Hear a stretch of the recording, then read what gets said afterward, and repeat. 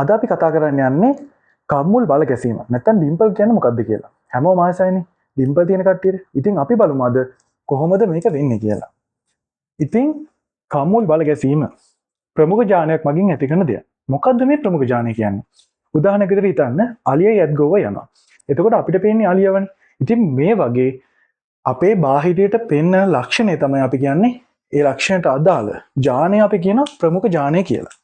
ඒ වගේම බාහිරට පෙන්වන්න නැති ලක්ෂණ තියෙනවා. ඒ කියන්නේ ඇත් ගොව්ව. අලිය ඇත් ගොව යනකොට ඇත් ගොව ඉන්නවනේ. අන්න එයා තමයි නිලින ලක්ෂණය. ඒතකොට මේ නිලින ලක්ෂණය එළියට පෙන්වන්නේ ඇත් ගොව්ව දෙන්නෙක් යනකොට. ඒ කියන්නේ නිලින ලක්ෂණය විතරක් තියෙනකොට. ඉතින් අපි බලමු කොහොමද මේක වෙන්නේ කියලා. හරි.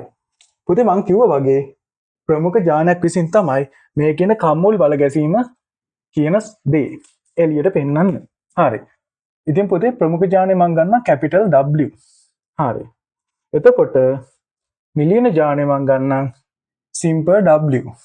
ඉතින් මෙන්න මේ වගේ අවස්ථාවකදී හෝ නැත්තම් මෙන්න මේ විදිහට ප්‍රමුඛ ජානම දෙකක් තියෙනකොට මෙන්න මේ අවස්ථාවන් දෙකේදී විතරයි කම්මුල් බල ගැසීම පෙන්වන්නේ.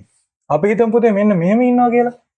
මේ අවස්ථාවේ කම්මුල් බල ගැසීම එළියට පෙන්වන්නේ. එතකොට මෙන්න මෙයාගේ විතරයි කම්මුල් බල ගැසීම එළියට පෙන්වන්නේ. එතකොට පුතේ මෙයාගේ මොකද? කම්මුල් බල ගැහෙන්නේ නැහැ. හරි හිනාවෙනකොට ලස්සනට කම්මුල් බල ගැහෙන්නේ මෙන්න මේ ජාන තියෙන කට්ටියක විතරයි. ඉතින් මේ වගේ නිලියන ජාන තියෙන කට්ටියගේ කම්මුල් බල ගැහෙන්නේ නැහැ. ඒ වගේම දෙයක් තියෙනවා මෙන්න මේ නිලියන ජාන තිබ්බට මෙන්න මේ කට්ටිය දැකලා ඇතිව කට්ටිය ඩිම්පල් එක කම්මුලක තියෙනවා අනිත් එක නැහැ. ඉතින් ඒ කට්ටිය ගොඩක් දුර්ලභයි. ඉතින් මේ ලස්සන ඩිම්පල් වගේම තව අපි දන්න ප්‍රමුඛ ජාන තියෙන එකක් තියෙනවා විඩෝස් පීක්. ඒ කියන්නේ ඔය කට්ටිය දැකලා තියෙනවද දන්නේ නැහැ.